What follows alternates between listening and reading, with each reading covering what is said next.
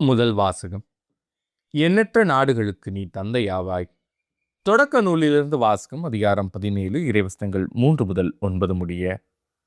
அந்நாள்களில் ஆபிராம் பணிந்து வணங்க கடவுள் அவரிடம் கூறியது, உன்னுடன் நான் செய்து கொள்ளும் உடன்படிக்கை இதுவே.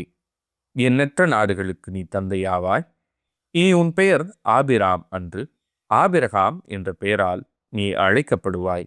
ஏனெனில் எண்ணற்ற நாடுகளுக்கு உன்னை நான் மூதாதையாக்குகிறேன். மிக பெரும் அளவில் உன்னை பழுகச் செய்வேன். உன்னிடமிருந்து நாடுகளை உண்டாக்குவேன். உன்னிடமிருந்து அரசர்கள் தோன்றுவர். தலைமுறை தலைமுறையாக உன்னுடனும் உனக்கு பின்வரும் உன் வழிமரபினருடனும் என்றும் உள்ள உடன்படிக்கையை நான் நிலைநாட்டுவேன். இதனால் உனக்கும் உனக்கு பின்வரும் உன் வழிமரபினருக்கும் நான் கடவுளாக இருப்பேன். நீ தங்கியிருக்கும் நாட்டையும் கானான் நாடு முழுவதையும் என்றும் உள்ள உரிமை சொத்தாக உனக்கும் உனக்கு பின் உன் வழிமரபினருக்கும் வழங்குவேன். நான் அவர்களுக்கு கடவுளாக இருப்பேன் என்றார்.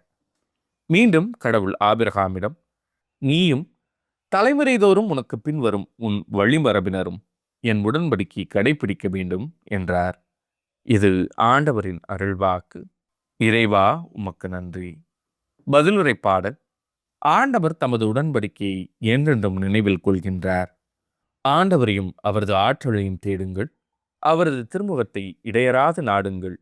அவர் செய்த வியத்தகு செயல்களை நினைவு கூறுங்கள். அவர்தம் அருஞ்செயல்களையும் அவரது வாய்மொழிந்த நீதி தீர்ப்புகளையும் நினைவில் கொள்ளுங்கள். ஆண்டவர் தமது உடன்படிக்கையை என்றென்றும் நினைவில் கொள்கின்றார். அவரின் ஊழியராம் ஆபிரகாமின் வழிபரவே, அவர் தேர்ந்து கொண்ட யாக்கோபின் பிள்ளைகளே, அவரே நம் கடவுளாகிய ஆண்டவர். அவரின் நீதி தீர்ப்புகள் உலகம் அனைத்திற்கும் உரியன. ஆண்டவர் தமது உடன்படிக்கையை என்றென்றும் நினைவில் கொள்கின்றார். அவர் தமது உடன்படிக்கையை என்றென்றும் நினைவில் கொள்கின்றார். 1000 தலைமுறைக்கென தாம் அளித்த வாக்குறுதியை நினைவு கூறுகின்றார். ஆபிரகாமுடன் தாம் செய்து கொண்ட உடன்படிக்கையையும் ஈசாக்குக்கு தாம் ஆணையிட்டு கூறியதையும் அவர் நினைவில் கொண்டுள்ளார். ஆண்டவர் தமது உடன்படிக்கையை என்றென்றும் நினைவில் கொள்கின்றார். நற்செய்திக்கு வசனம். உங்கள் இதயத்தை கடினப்படுத்திக் கொள்ளாதீர்கள், மாறாக ஆண்டவரின் குரலை கேட்பீர்களாக. நற்செய்தி வாசகம். உங்கள் தந்தை ஆபிரகாம் நான் வரும் காலத்தை காண முடியும் என்பதை முன்னிட்டு பேறு வகை கொண்டார். யோவான் எழுதிய தூய நற்செய்தியிலிருந்து வாசகம். அதிகாரம் 8 இறைவசனங்கள் 51 முதல் 59 முடிய. அக்காலத்தில் இயேசு யூதர்களிடம், என் வார்த்தையை கடைபிடிப்போர் என்றுமே சாக மாட்டார்கள் என உறுதியாக உங்களுக்கு சொல்கிறேன் என்றார். யூதர்கள் அவரிடம், நீ பேய் பிடித்தவன்தான் என்பது இப்போது தெரிந்துவிட்டது. ஆபிரகாம் இறந்தார், இறைவாக்கினர்களும் இறந்தார்கள். ஆனால் என் வார்த்தையை கடைபிடிப்போர் என்றுமே சாக மாட்டார் என்கிறாயே.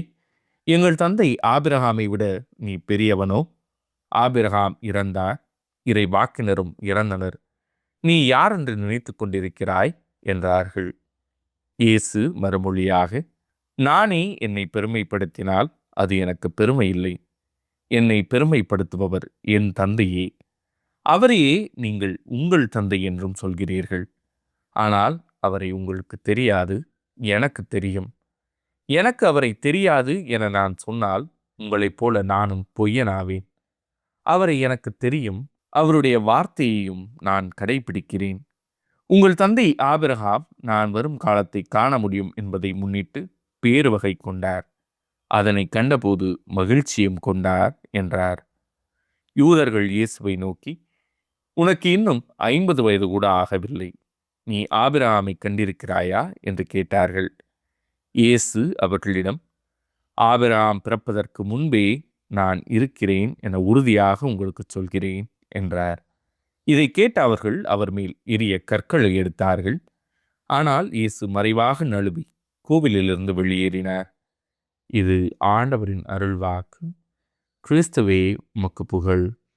இயேசு கிறிஸ்துவின் அன்பு சொந்தங்களே, உடல்நிலை சரியில்லை என்றால் மருத்துவமனைக்கு செல்கின்றோம், கொடுக்கின்ற மருந்துகளை வாங்கி உட்கொள்கின்றோம். எந்த நம்பிக்கையின் அடிப்படையில் என்று பார்க்கின்ற பொழுது உடல்நிலை சரியாகும் என்ற ஒரு நம்பிக்கையிலே நல்ல ஆதாரமான உணவுகளை உட்கொள்கின்றோம் உடல் வலிமைக்காக. அந்த உணவின் மீது நம்பிக்கை வைத்திருப்பதனால்தான் நாம் உடல் வலிமை பெறுகின்றோம். இப்படியாக சாதாரண நம்முடைய வாழ்க்கையிலே நம்பிக்கையின் அடிப்படையிலே பல்வேறு விஷயங்களை நாம் ஒவ்வொரு நாளும் செய்து கொண்டு வருகின்றோம். அதன் வழியாக நாம் தொடர்ந்து வளர்ந்து கொண்டு இருக்கின்றோம் என்பதுதான் உண்மை. அதிலும் இன்னும் அதிகமாக இந்த நற்செய்தியின் வழியாக இயேசு இறை நம்பிக்கையிலே, கடவுள் நம்பிக்கையிலே நாம் இன்னும் வளர வேண்டும் என்பதை தெளிவுபடுத்துகின்றார். குறிப்பாக தன்னுடைய மக்களோடு இன்றைய நாளிலே இயேசு உரையாடுகின்ற பொழுது தன்னுடைய தெய்வீக தன்மையை வெளிப்படுத்துவதை நாம் பார்க்கின்றோம்.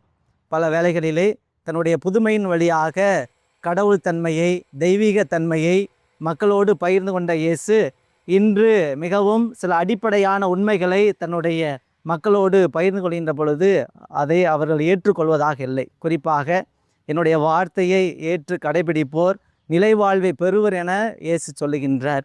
அதே போல தான் காலங்களையெல்லாம் கடந்தவர் என்று அவர் சொல்லுகின்ற பொழுது அதை அவர்கள் ஏற்றுக்கொள்வதாக இல்லை. இப்படியாக ஒரு சிலவற்றிலே இயேசு தன்னுடைய தெய்வீக தன்மையை வெளிப்படுத்துகின்றார். ஆனால் யூதர்களுக்கு ஆபிரகாம் தான் மிகப்பெரிய ஒரு மனிதராக தோன்றினார். கடவுள் கொடுத்த, யாவே கொடுத்த அந்த சட்டங்கள் தான் எல்லாவற்றிற்கும் காலங்கள் கடந்து இன்னும் இருக்கின்றன என அவர்கள் நினைத்து கொண்டிருந்தார்கள். எனவே இயேசுவை அவர்கள் நம்புவதாக தெரிவதில்லை. ஆனால் உண்மை என்னவென்றால், நாம் இறை நம்பிக்கையிலே, இயேசின் மீது கொண்டிருக்கின்ற நம்பிக்கையிலே வளர்கின்ற பொழுது, அவருடைய வார்த்தையை நாம் கேட்டு கடைபிடிக்கின்ற பொழுது நாம் காலங்கள் கடந்து வாழக்கூடிய தன்மையை நாம் பெறுகின்றோம். எல்லோருக்கும் மனதிலே ஒரு ஆசை இருக்கின்றது, நீண்ட நாள் வாழ வேண்டும், பல ஆண்டுகள் இந்த உலகத்திலே வாழ்ந்து இந்த உலக செல்வங்களை அனுபவிக்க வேண்டும் என்பதுதான். ஆனால் இயேசு இன்று நமக்கு சொல்வது, அவற்றையெல்லாம் தாண்டி நாம் இந்த உலகிலே இன்னும் வாழ முடியும். ஆபிரகாம் இன்னும் வாழ்ந்து கொண்டு இருக்கின்றார், இயேசு இன்னும் வாழ்ந்து கொண்டு இருக்கின்றார், பல மனிதர்கள் வாழ்ந்து கொண்டு இருக்கின்றார்கள். எதன் அடிப்படையிலே பார்க்கின்ற பொழுது, கிறிஸ்துவின் மீது கொண்டிருக்கின்ற நம்பிக்கையின் அடிப்படையிலே பல்வேறு மனிதர்கள், புனிதர்கள், இயேசுவை பின்பற்றியவர்கள் இன்னும் வாழ்ந்து கொண்டிருக்கிறார்கள் என்பதுதான் உண்மை. யோவான் நற்செய்தியிலே வாழ்வை பற்றி இயேசு அதிகமாக பேசுகின்றார். நான் வாழ்வு பெறும் பொருட்டு, வாழ்வு கொடுக்கும் பொருட்டு, அதுவும் நிலைவாழ்வை மக்கள் பெரும் பொருட்டே வந்துள்ளேன் என்று சொல்கின்றார். இப்படி பல இடங்களிலே வாழ்வை பற்றி போதிக்கின்ற இயேசு இன்று நிலைவாழ்வை பற்றி நமக்கு போதிக்கின்றார்.